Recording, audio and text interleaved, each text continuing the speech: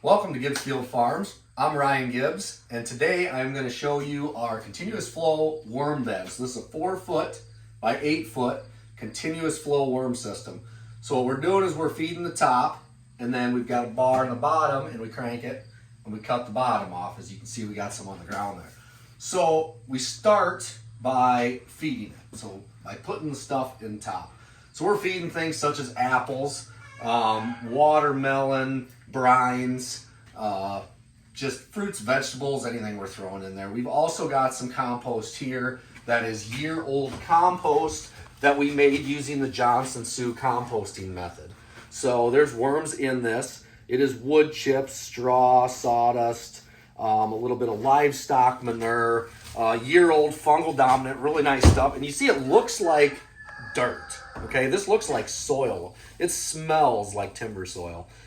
There's no soil in this. This is all composted material. We didn't add any dirt or soil to this. So this we will also add to the top there to continue decomposing and make a higher quality natural, you could call it a soil amendment. It's not technically fertilizer. It's more of a soil amendment project. Soil biology is what we're building. So what we're making, actually, making, about the same thing. So start by, what we'll do is this is a weekly process. Every week we will do this. Monday morning, Tuesday morning, whenever we get around to it. But what we'll do is we'll take our compost, and I'm actually going to tip this on the side so it's easier to scoop out because it's a lot of work right now. But we'll scoop this out. We put it across the top, and we're going to put about 2 inches or 3 inches, roughly 2 to 3 inches a week across the top. So you can see some of this has got like some peat moss and stuff that we did cut off the bottom. This compost is, continuous system is relatively new.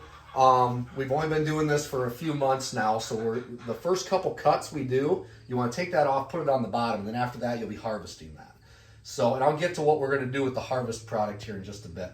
So we also feed the worms to try to keep their population. We want to keep them growing. We do take worms out of here and put them into other places, other compost systems that we're doing. So the worms are reproducing. Majority of these are red wigglers. We do have some night crawlers in there. My son and I actually got some after it rained, and we went and picked them up off the yard and threw them in there. You know, they'll still help decompose stuff. You can see here, like we threw some, I think that was squash we threw in there, and like within a day and a half, it's growing. Typically, I will take oats and I will put a real thin layer of oats, and it'll green up, and then we'll cover it with compost and composted material and fruits and stuff. About 3 or 4 days later, and they'll just smother them out. But oats, when they grow and produce a root, they will produce mycorrhizal fungi, which is a very beneficial fungi for your soils and plants. So it is beneficial to throw some oats in there, and they'll grow a little bit, and then we'll smother them out, and they'll die and decompose and start the system over. We got apples that these apples we actually picked off the ground around our apple trees. And as you can tell, there's a couple bites taken out of here because about 3/4 of them have good parts on them, and I like to eat apples while we throw them in, and sometimes the kids do too. They'll climb up here and they'll take a couple bites of apple and then they'll throw it in. So it's got bad spots on it. We'll recycle it and use it and turn it into a good product. What I like is when we come out here with the kids and we can pull a piece of fruit up and see all the worms. And the worms just go crazy over watermelon. So like we got a chunk of watermelon here, and you pull it up and there's worms all over. Just piles of them. They just love that watermelon. And I'm guessing it has to do with like the sugars and stuff in it, but they will eat these brines and they'll have this chunk gone within, I'd say probably about 2.5 days it'll be gone. So, but yeah, when you're feeding them, the worms are happy. They're fed. We got this inside. It's not really climate controlled. We do have a thermometer here that we bought on the internet. We want to keep it in the green. That's when it's most comfortable. But it's been really hot here in Iowa, and we've had some 90-degree weather days. And this is an old barn milk house where we used to have a milk tank for our dairy cows many years ago. So it's not air conditioned. We do keep it heated in the wintertime. But at night, I've been turning a continuous flow fan to pull air through this room and cool it down. And the worms have been surprisingly doing really, really, really well. So, with all that being said, we're feeding the top. Okay, now we need to cut off the bottom. It's the finished product. And the first thing you're going to say is, well, the worms are going to fall out the bottom. They're going to fall out the bottom. The worms are not going to fall out the bottom, okay? You might get a couple, but a majority of these worms are going to stay in the top foot. They're really not going to go all the way to the bottom. They're decomposing and eating this stuff on the top, and they're bringing it down, and then they're coming back up, and they're making that loop. They're staying in that top foot, so you're not going to have a whole lot there. But our finished product is underneath. We started with some peat moss. You do see a little perlite in there. We had to put a base in to get it started, and then feed every week until we started cutting. So like I said, these first couple cuts, we are pulling out the bottom.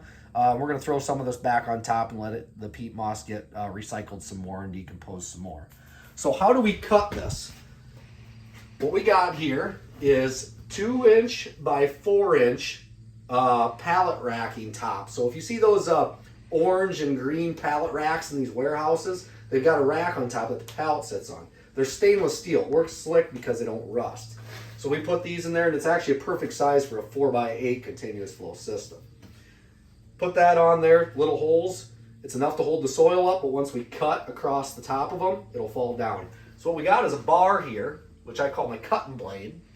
And this will cut, it'll slide right through this, all the way to the other end. I got a hand crank on this end, I got a hand crank on that end. And what we'll do is we'll just crank it, and then as it goes across, the compost falls to the bottom. So we can continue cutting this one for a few more inches, and you'll be able to kind of see how it works. So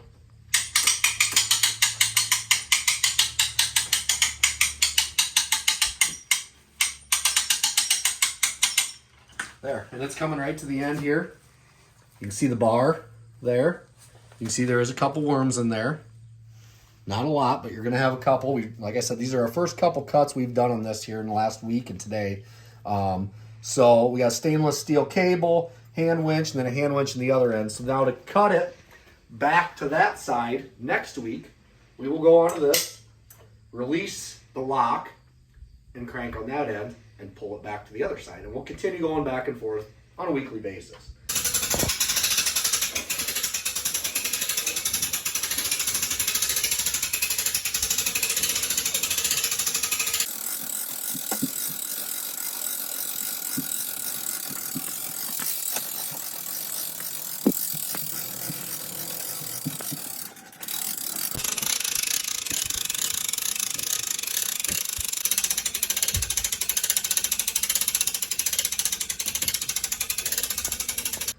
So it's really a pretty simple system. It's easy to fill. It's easy to cut off the bottom. My plan with this is we will let this sit for like a couple days and just kind of dry out a little bit. And then we're going to put it in tote sacks. And then from there we can offer it for sale as a product. We also use it on our farm. We farm a couple hundred acres. We also have numerous different crops. We've got some apple trees. We've got a garden. This stuff works great to use in your garden. It works great to make as an extract, which is usually what we do, which is to turn it into a liquid form and feed it as a liquid form to the plants. So yeah, really nice product here. It's a decomposed product. We're chasing fungal dominance. We want that beautiful earth richy smell, you know, that just beautiful aroma of soil. Yeah, it's good stuff. Simple to manage. Keep this here. It's easy to work with. Scoop it out with a flat shovel. And it's continued flow, so you're not constantly digging. It just cuts it off the bottom. So great product. We love using it on our farm. Corn, soybeans, garden. We use it for all that, and it works awesome. So we will head on. We'll do the next step of making it into an extract liquid product and how we're going to apply it. You know, when we get done, it's just going to look like muddy water.